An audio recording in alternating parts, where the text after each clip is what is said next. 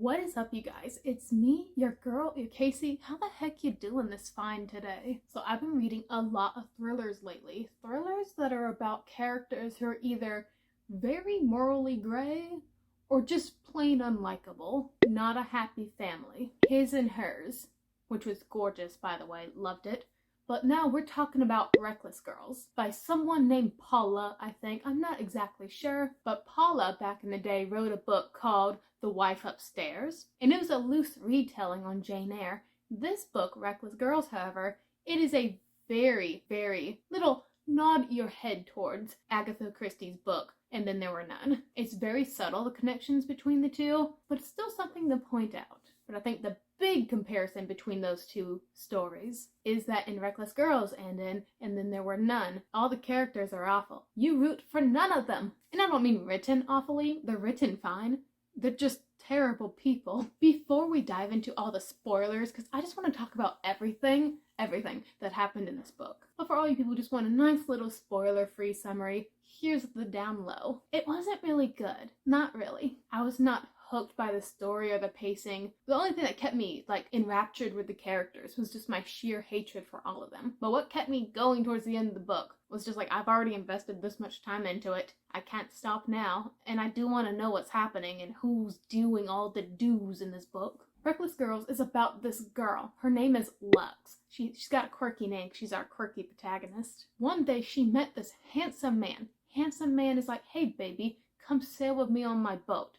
She's like, "Hot diggity, I sure will." She gets on the boat, and it's not as glamorous as she thought it would be. The boat needs some repairs, so they dock over in Hawaii. Really exotic, kinda jealous. But the boat needs a lot of repairs. So her boyfriend Nico, he's working his jobs. Our girl Lux is working as a maid in a hotel, and she hates it. But a lucky break comes along when two tourists, they approach Nico at a bar, I think. Or maybe they see him on the docks, working on his boat. And they're like, "Hey you, sailor man, we want to go to Moreau Island, and we want you to take us." Nico is like, "Oh, sure diggity, I will. I have to bring my girlfriend though." And the two tourist girls are like, "That's fine." Moreau Island, in case you don't know, beautiful place. It's got cannibals. Well, it had cannibals. There's the ship called the Moreau. It shipwrecked on the island. They weren't doing that well. They started eating each other. And by the time they got rescued, there was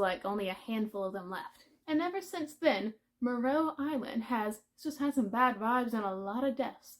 It's like it's haunted. So Nico, Lux, and the two tourist girls, they go over to Moreau Island on their freshly repaired boat, only to realize they're not so alone. I really like that it's on an island because I love a claustrophobic setting in thriller books. But the thing is, for a majority, the first half of this book, nothing's happening. They're having a great time.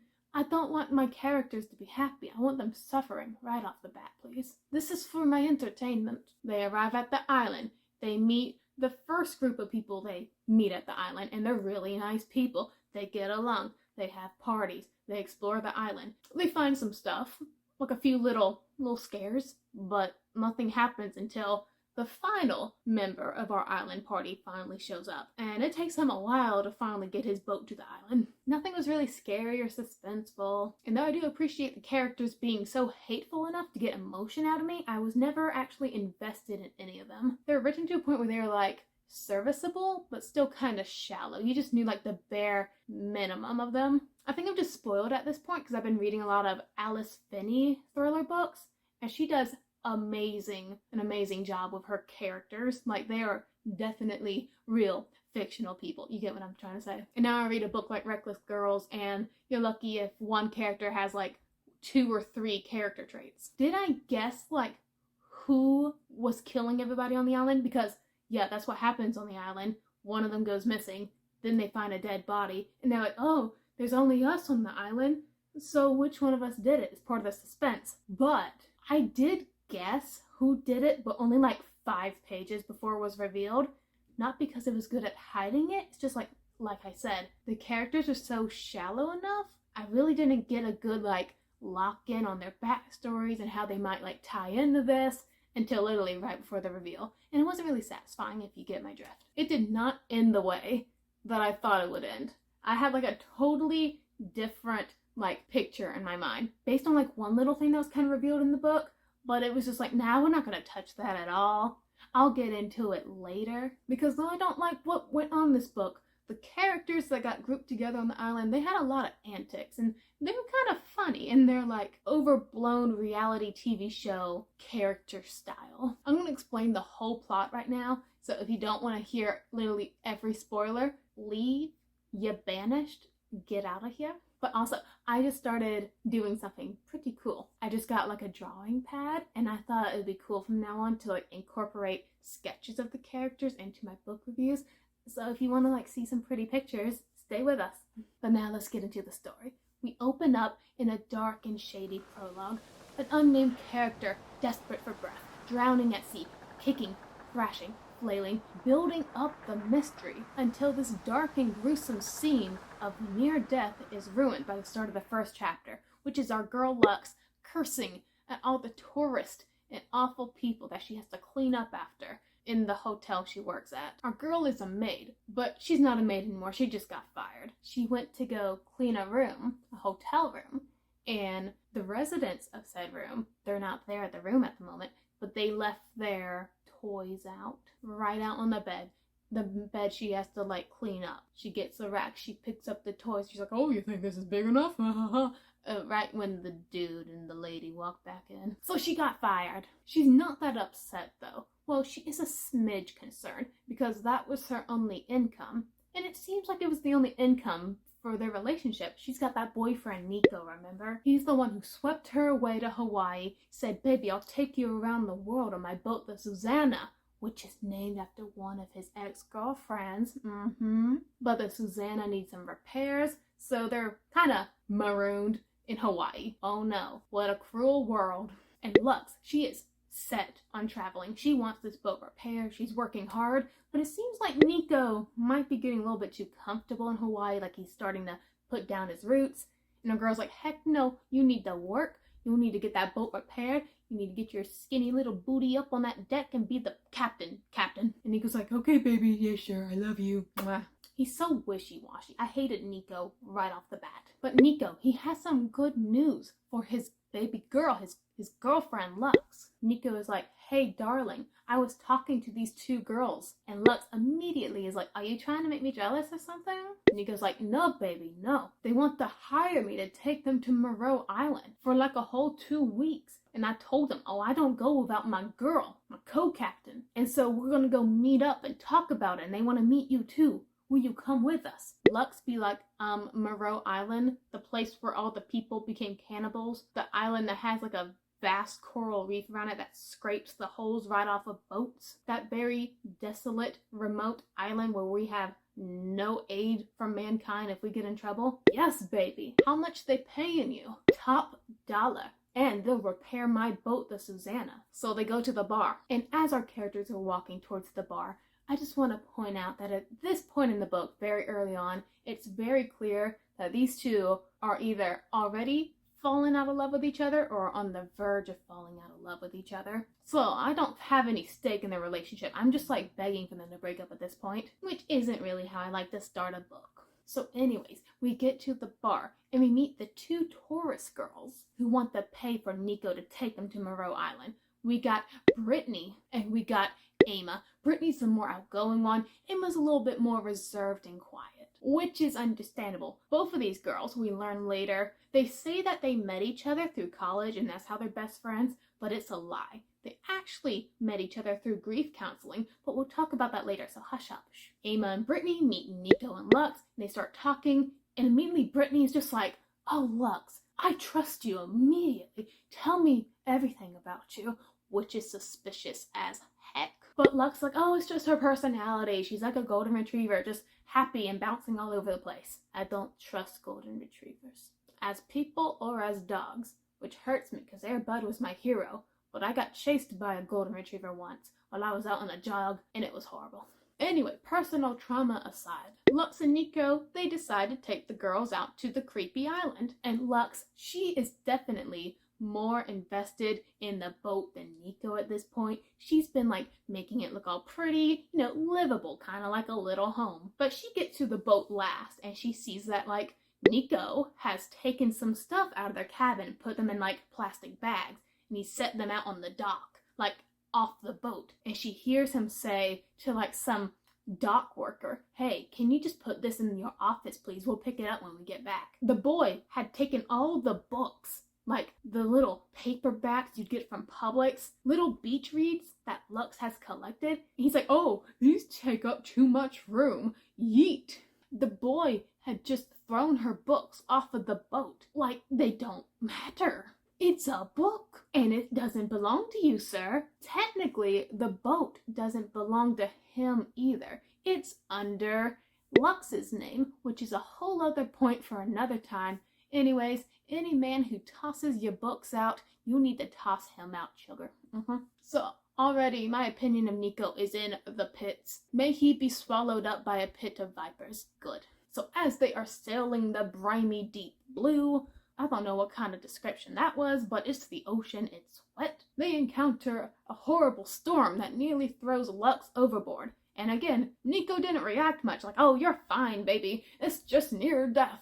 Put on your sailor boots and get back up on the crow's nets." I don't know boat terms. Like, how do you say stop crying, but like you're a sailor? Get back in the saddle, but as a sailor. Get back in the cabin. This is taking too long of a tangent. Anyways, he tells her to man up. And the two girls, Brittany and Amma, care more that she nearly died more than Nico. Nico sucks. After the apocalyptic storm, they see the beautiful shape of the island approaching, crusting over the horizon. But there's a little bit of an extra shock. There's already a boat parked next to the island. A very rich boat. So the girls immediately are kind of disappointed. They're like, "Oh, we wanted to have like a whole deserted island to ourselves."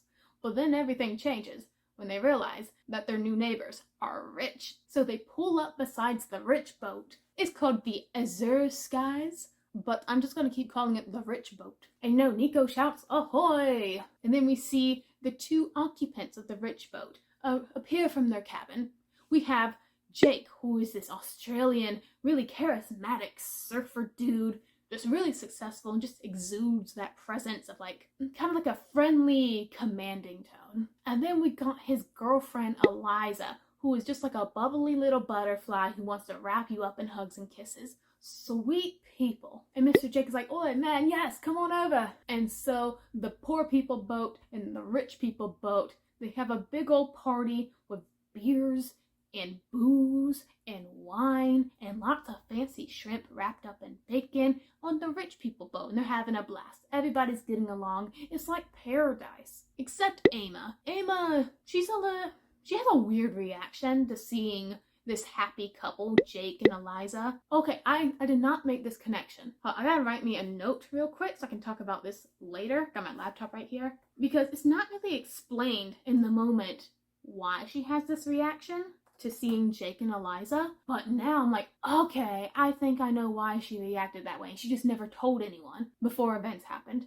We'll talk about this later. I got a lot to talk about. So anyways, Lux like notes Amma's weird reaction to seeing Jake and Eliza, but she's also like, maybe she's just a little bummed out because she didn't have the whole island to herself. She'll get over it. Let's party. They party all night long, baby. Now this place, Moreau Island, it used to be a World War II air base, an airfield.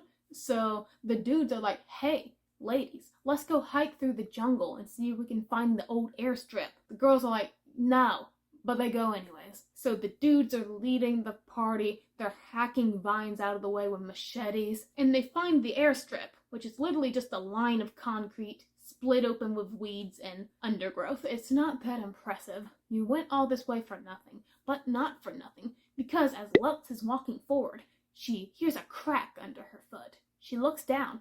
Uh-oh, SpaghettiOs, she stepped on a human skull. She screams, understandably, and so everybody crowds around this lonely skull just sitting up, staring back up at them. And they're like, "What are we gonna do?" Nico channeled me for a second, and he picks it up. He's like, "I'm gonna put it on the boat. I'm gonna put it on like the stern of the boat, like one of those cool little wooden mermaids you see on pirate ships. It's gonna be a cool decoration." Lux is like, "Heck no, you're not putting that person, the dead corpse, on my boat, you fool." This is somewhat of a debate. Like, Nico isn't alone for wanting to keep the skull. Other people think it would be a cool idea to take it and put it on your shelf as a trophy too. But Lux, Eliza, and Jake are like, please put the skull back where you found it, Nico. And eventually, reluctantly, he does. And then he pitches a fit like a toddler because he didn't get what he wanted. He's a sick freak. The feelings of seeing this dead skull, the remains of what once was a person, stir up some resentment, some tense feelings between Brittany and Amma, mostly within Amma, the girl who's really mad at the island right now, mostly because of Jake and Eliza for some reason. So I told you that they were a part of grief counseling together, but it goes a little deeper than that.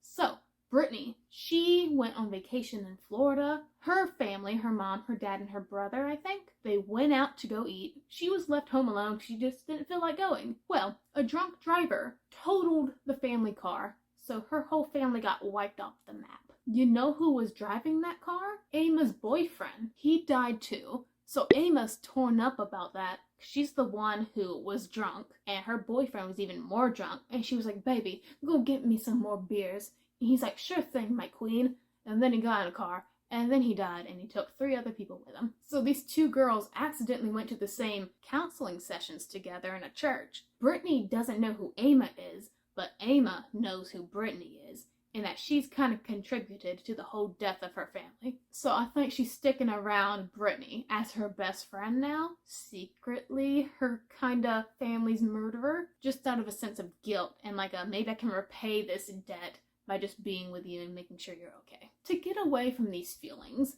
of the loss of their family and their boyfriend, Brittany and Amma had been traveling the world together. They went to Rome, and they met a certain girl there named Chloe. Chloe was a bit loose and free. She would just float between hitchhikers, meet people, greet people, go to bars, parties, and she'd also steal from the people that she'd hang out with. Just steal from all the rich fraternity dudes. Because they're rich, they won't miss a few dollars gone from their pockets. And we're going to leave that there for a second, but just know that Amma never had a good feeling about Chloe. But again, that skull, memento mori, reminder of death. I don't speak Latin, it's a dead language. I ain't no skull found on Moreau Island. Anyways, again, it's stirring up the pot and the mental fortitude of our characters. Eliza and Jake, well, they act really lovey-dovey and cute and cuddly with each other, but they've really only been dating for a month. They've known each other since their, childhoods, their teenage years, but they've never started a relationship until recently. You want to know why? Because Jake is secretly a drug lord, and he's not actually a nice person as a front. I bet his Australian accent isn't even real. Yeah, so Eliza's mom was the maid for Jake's rich family. She was also the mistress of the man of the house, Jake's father. Yeah. And one day, Eliza gets a call from her mom, except it's from prison. Her mom's in jail now. She was like, baby, I'm so sorry. Jake's father wanted me to take a bag on a train and take it somewhere, and apparently it was filled with cocaine. So now I'm doing the time. Eliza's like, Mama, you didn't know there was drugs in the bag, right? Mama's like, I did not, sugar. Eliza's like, then Mom, tell the police. Tell them to arrest Jake's dad. And she's like, I will not. 'Cause love. So yeah, Eliza's been keeping that resentment for the false imprisonment of her mom in her back pocket for a couple years. And Jake's family, nothing happened to them. They're still doing their drug business. And Jake's just living his best life with this pretty little girl. And it's here you begin to realize that they might be more about lust than love in their relationship, but we'll get into that later. But it's definitely at this point where it's like, ooh, is Eliza dating Jake out of a revenge scheme? Again, later. So, they quickly forget about the skull. It was just a little small thing. Probably it was just a rock with 2 convenient holes in it, a whole nostril cavity, and a whole bunch of little pebbles for teeth. They were just making that up. It's not real. So they're just partying it up on the island, having a great time. Then a newcomer arrives in his own little rinky-dink little tugboat looking thing. It looks shabby, but not as shabby as the man that clambers out of it. This is Robbie. Robbie's disgusting. He's dirty. He's rude. He's a moocher. He's like, hey, my bros, I'm just, trundling along, seeing the sights, living my best life without any responsibilities. Oh, can I have a Budweiser? Thank you. He calls all the women baby, which drives me nuts. Baby? dollface, sweetheart. Even though our original crew of Lux, Nico, Brittany and Amma, plus Jake and Eliza have gotten along very well at this point, the introduction of the newcomer Robbie just ruins everything. The guy is like too curious. He's like, you know, I've heard tales about Moreau Island, how it brings out the beast within you. This island messes with people, and if you're too weak, you'll get swallowed up, man, by the waves or by other people, 'cause cannibals. This book really wants you to think that there's cannibals on this island. There's not. But one day, they're chilling out on the beach, having a party, having a blast, and Eliza is like, oh, Lux, my dear, would you be an absolute doll and swim back to my boat and bring out a new bottle of wine? And Lux is like, yeah, girl, I got you. So Lux goes to the boat. She opens up the cabin door, and who does she find inside the rich people's boat? It's Robbie, and he's ransacked the place. Lux is like, gasp, what are you doing here? Robbie's like, don't worry, sugar face. I just wanted to see how the other half lived. And I bet you know, wink wink, how they were able to buy this boat, right? Drugs. So Robbie's on to something. I still don't like him though. But Lux is like, listen, you disgusting looking man, get off of this boat. It's not yours. At this point, Lux also gets a knife out and threatens Robbie with it. I cannot remember how she got the knife, but it was a cool scene. I was like, finally, let there be bloodshed. But Robbie's like, okay, sorry baby doll, didn't mean to scare you. So he runs out, he jumps over the boat and swims for his boat, or he swims to the island, I don't know. But either way, everyone on the beach saw Robbie jump off the rich people's boat. So when Lux gets back to shore, they were like, what the heck? Jake and Eliza are freaking out. Why was that man in our boat? Very reasonable. Except then Jake pulls out a gun. He's like, I will shoot that man if I see him again. That escalated very quickly. And then just everything else escalates quickly. Robbie is some sort of weird revenge scheme. He, while everybody else is just sleeping, I guess, out on the beach, he gets on each of the boats, the Susannah and the rich people boat, and he smashes their radios. You know, the things you use when you're in dire need for help in the ocean? Yeah, that's not good. Lux is freaking out. Again, very reasonable. She's like, what are we gonna do? We're gonna have to leave immediately because this just isn't safe. Nico, Mr. P for brains, is like, Lux, why are you always acting like the sky is falling down? You're such a nag. Our girl Lux does not put up with that. She leaves Nico. She goes sleeps on the rich people boat like the queen she is. And guess what Nico does when he's sleeping on his boat? He sleeps with Amma.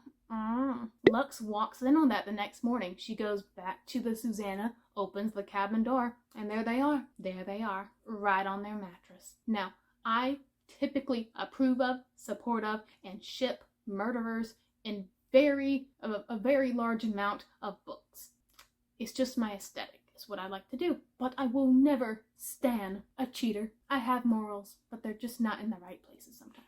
So, of course, Lux and Nico, they get at it. And basically, Lux is like, how could you do this to us? How could you do this on our boat? Nico is like, don't you mean my boat? And Lux is like, offended. But I'm like, girl, you technically own the boat. Kick his booty off of here. Pull out the plank. Yeet him off it. So it's at this point where I formulated how I thought this book was going to end. I thought some people were going to get murdered, or at least the island would bring out the beast in all of them. It would kind of get very Lord of the Flies-like. But eventually, I thought Nico and Lux would get back on the Susannah, sail back home. But then, remember, she owns the boat. So I thought she was just going to drill a hole right in the thing and sink it right in front of him. Sell it, do something just to make him mad, and that's how the boat would end. And that's how the book would end. That's not what happened. Anyways, Lux is fed up.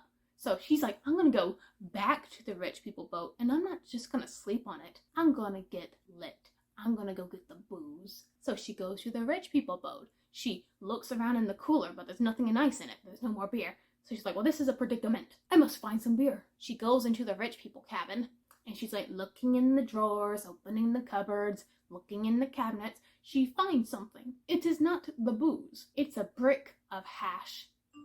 That was a weird thing. It's a brick of hash. I had never heard the word hash applied to drugs before. Turns out it's marijuana, but my brain at that moment had just imagined her finding this beautiful buffet of hash browns, which is a whole other type of drug, I must say. Potatoes. So Robbie was onto something. He knew Jake was no good. Oh, I also left out that Robbie's missing at this point. He smashed the radios, and they just don't have any idea where he's at. His boat's gone, but they saw him run into the jungle. So where is he? So they're on edge still. But still, back to her discovering the hash browns. Lux is like, oh my gosh, this is a dirty boat. It was bought with dirty money. And then she hears like a little behind her. Guess who walked in on her discovering the hash? It's Eliza. Eliza's like, hey, girl, are we cool? Are you gonna tell the police about this? Lux is like, literally, I have so much more to worry about. We got a weird guy running around the island. We have no radios. My boyfriend just cheated on me. I don't care, literally. And yeah, no radios, that's the problem. But Jake has a satellite phone, and he's able to call a nearby ship. Well, nearby is a relative term, because he goes up to the group and he's got the phone, and he's like, okay, good news and bad news. There's a ship that's gonna come by, and it's going to give us some spare radios. However, it's going to take them 10 days to get here. Everybody does the collective, aww. But also, huh? Because extra days to party on the island, but also they're running out of food. Cannibals. But then something saucy happens. Lux is just minding her own business, strolling on the beach. And then Jake comes up to her and he like puts an arm around her and he's like, hey baby, come with me to my little hideaway. And he gives her a bottle of beer, and I am 100% sure that it had some of that hash mixed into it, because our girl gets very drunk very quick, and she has a little hookup with Jake in the bushes, which made me mad, because she literally just had this thing done to her. She was a victim of cheating. Now she's the cheater too. Well, technically Jake's the cheater and she's the cheatee, but I'm like, what about poor Eliza? But then I'm also like, I'm pretty sure Eliza doesn't actually like Jake. So I actually don't feel that bad. And also I'm pretty sure she was drugged. But now I still don't like Lux. All my feelings are confused. I don't like anyone at this point. Amma's just moping all over the place. I haven't talked about Brittany in a long time. She's just like there. She's just floating around, feeling the vibe. Jake's a drug lord creep. Eliza's kind of suspicious. Nico's a butt. And Robbie's missing. I guess Lux is still my favorite character out of the group, but she gets a C+. Passable, but not really. Okay, so at this point, we're 75% into the book. Nothing has happened besides finding the skull. Jake has a gun. Robbie smashed the radios. Literally nothing. It's just been partying and walking around the island. So the back of the book advertises, oh, one person goes missing and then they find a dead body. And I was complaining in my head, did that skull count as the dead body? Because it's not a dead body. It's just part of the body. It's not the whole body. I have been bamboozled. But then, as Jake and Lux finish their little threist, they're walking around, and guess what they find? They find Robbie's dead body. Literally a page after I was complaining about not having a dead body. And they're like, oh, well, this is unfortunate. Because he was found laying face down in a pool of brackish water, and he also had, like, bones of very poisonous fish next to him, they figured that he just got sick from the fish, and he tried to drink the water, but it was brackish, so he just got dehydrated more, and he passed out. And he drowned, just face down in the water. And then Jake, this absolute lad, he's like, yo guys, I know this is like a little bit of a downer, finding this dead dude, but let's get lit. It will raise the mood, and I have a lot of drugs. They crack open the hash, and another wild party ensues. There's colors everywhere, lights dripping off of the trees. The world is upside down, whatever happens when you're on the drugs. Lux, kind of like fading in and out of reality, she swears that she sees Nico kissing someone, but she just assumes it's Amma. Like, oh, I don't care anymore. Hell, she can have him. He's disgusting. But when they wake up the next morning, heads all clear, they make a discovery. Nico's boat is gone. Nico's gone. And Lux is like, oh my gosh, did he just run off with Amma and leave me here? So she runs over, well, not runs, she swims over to the rich people boat. She gets on board. And she's like, y'all won't believe what Nico and Amma did. And she hears a voice go like, what? Amma's on the boat too. She just had passed out from last night, asleep on some towels on the deck. So it's just Nico who's gone. Where did he go? Lux is freaking out, like, that's my boyfriend. Where did he go? And surprisingly, no one is like reacting. Eliza, she's like, oh, I'm sure he's just like hiding, just playing a prank on you. Because, you hooked up with Jake. Oh, she knows. she knows. And Jake's like, yeah, Lux, you do kind of deserve it.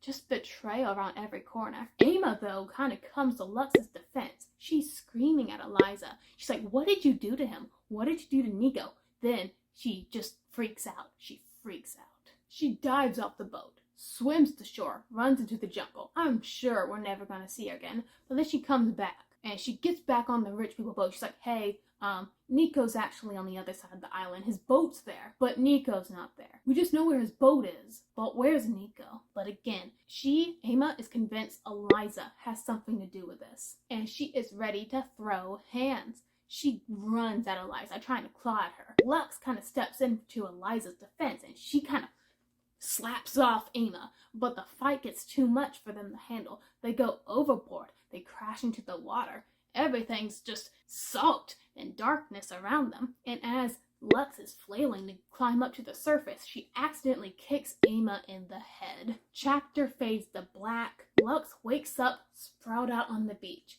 hurting everywhere. She manages to turn her head, and laying out next to her is the dead body of Amma staring blankly up at the sun. And also, the rich people boat is now gone too. Our girl Lux is utterly and completely alone. And I will have to finish this review later, because I gotta go. So the light will be different, but the tea will still be hot. BRB. Okay, I'm back. I went to go see The Batman in theaters for the second time. It's pretty good, yo. Don't be hating on my boy Edward, but he's the best bat ever. Vampire-wise or vigilante-wise. Anyways, where did I leave off at? Oh yeah, our girl is sleeping next to a dead woman. This is an awful scenario. Lux panics, but a little reasonable flicker of light in her mind reminds her, hey, even though Robbie's boat is gone and the rich people's boat is gone, she remembers Amma telling her that Nico's boat is still on the other side of the island, so she's praying that it's still there. She just bolts off into the jungle. But where's Nico? We're about to find out, and it's extremely satisfying. Lux darts into the jungle, dodging vines, scraping her knees, bleeding out, breathing in the humid hot air. But she stumbles over something, someone's foot. It's Nico. The boy is dead, on the ground, flies swarming his pale flesh. On the back of his noggin, a fatal injury. Our boy got slammed. And just like me, Lux is pretty chill about this. We're like, oh yeah, I found Nico. No, just gotta find the boat. She just keeps running. But she manages to grab one thing on her way out. Next to Nico's body was a machete. So it's now her machete now. She flees the dead body scene, races out onto the beach on the other side of the island, and she sees the boat. The boat's still there. That's good. Not good. Because there are two other people on the boat waiting for her, and one of them has a gun. Guess who it is, folks? It is the secret villainous duo of our book. It's Brittany and Eliza. These two have been colluding. Is that the right word? They've been conspiring. The murders of all these people on this island, this whole trip in fact, this seemingly fortuitous greeting of the Susannah and the rich people boat, it's all been planned. This is what's up. It is time for a flashback, my friend, to explain what the heck is happening. You remember that girl, Chloe, that I told you would travel around with Amma and Brittany when they were in Rome? Chloe is Eliza. While Amma was never really close to Chloe/Eliza during their travels, Brittany got really close to Chloe. But Chloe is a bit of a troublemaker. She's stealing from people. She nearly gets caught. It's kind of hinted that she murdered someone who was about to call the police on her. So Amma's like, girl, get out of our group. Eliza and Chloe don't like that. So Eliza hangs out with Brittany one day, and she's like, hey girl, I know you and Amma are besties, but did you know she is the girlfriend of the man who killed your family? Brittany did not know this. And get this, oh, the tea. It's all over the place. Not even a roll of Bounty can fix this mess. Amma this whole time had been lying about her boyfriend's death. He's not dead. He didn't die in the car crash too. He's just in jail for a couple years. So really, Amma went through grief counseling with Brittany just to be with Brittany. And Brittany, throughout all these months, years, I don't really know how long they've been together, she feels cheated out of those emotions, that sharing of grief with someone that you think would have understood everything you were going through, but now she knows that person is kind of the cause of all your grief. So Brittany's like, I gotta get my revenge now, girl. And Chloe's like, you need to get your revenge. I gotta get my revenge too. Because remember, Chloe is Eliza, and Eliza has beef with Jake because his dad framed her mom for like drug transportation. But also Jake is rich, so Eliza also wants that sweet, sweet moolah. One day, while Amma, Brittany, and Chloe are still traveling together, they all wake up in their hostel, and Chloe is just not there anymore. But Brittany finds a letter. Actually, it's a text message from her saying, hey girl, I'm gonna bounce for a little bit, but meet me in the Pacific at a certain day. What's in the Pacific? Moreau Island. The plan is Eliza is going to bring Jake to the island on his fancy boat with all their money, all their drugs, stuff to sell, you know? Keep the business flourishing, baby. And Brittany is going to bring Amma,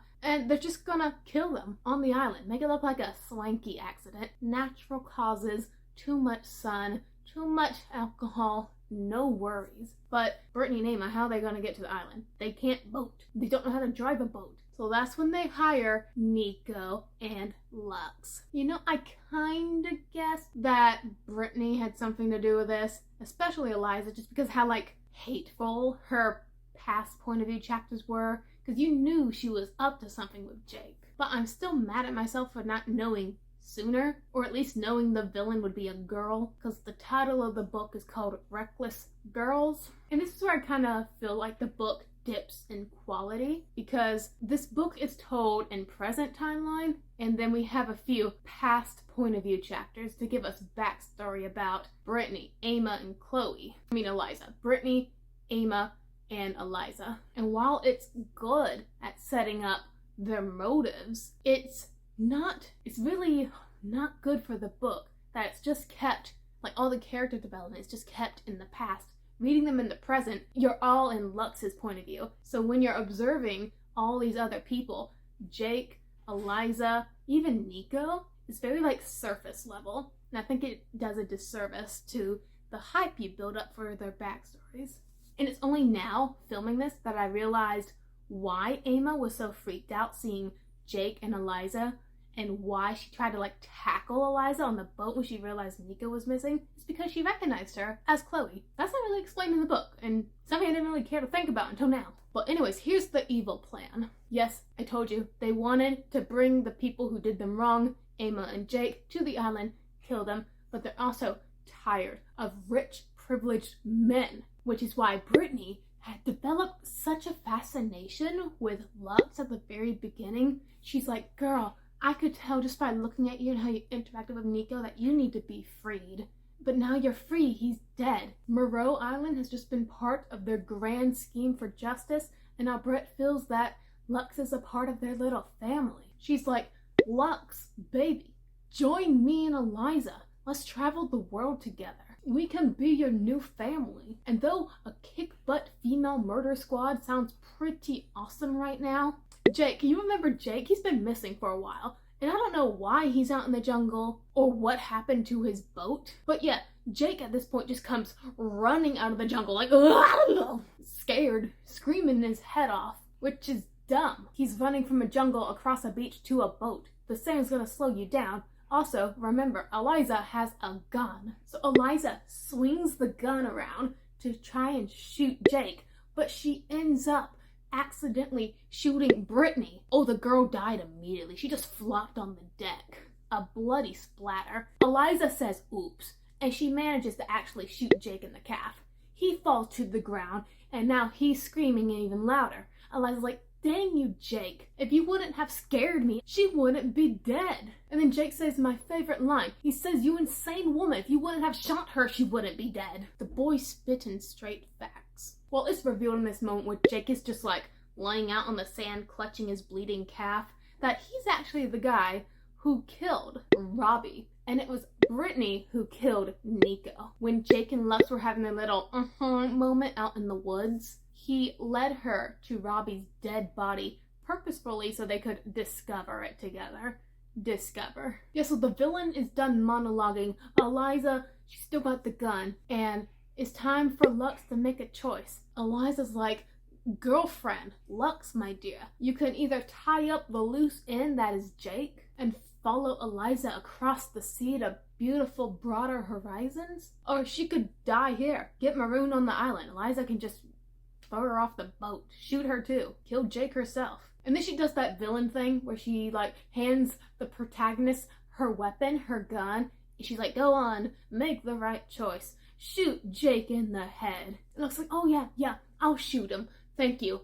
Boom! She shoots Eliza. She's gone. Villain is dead. We still got the Susannah in operating order. The rescue boat is on the way. We can get Jake some medical attention. He's like, thank you, Lux. Thank you for not killing me. Oh, this is going to be great. We can go party on my boat. And why are you lifting the gun at me?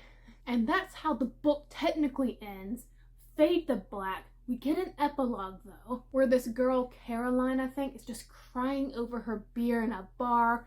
Her boyfriend has just cheated on her. She's sobbing. She's a wreck. And then this mysterious, unnamed, red-haired lady approaches her and is like, baby, come on my boat with me. He don't need no man. And so Caroline follows this unnamed, mysterious redhead onto a boat, and the cycle repeats, and Jake is dead. Everyone's dead. Our protagonist is a murderer. No one is great in this book. That could be okay, because I love me an anti-hero, but in here, they're all just too flat for it to mean anything. And none of the actual action started happening until 75% into the book. If you want a better thriller about some characters who are very well written, but who are also very morally gray, read His and Hers by Alice Finney.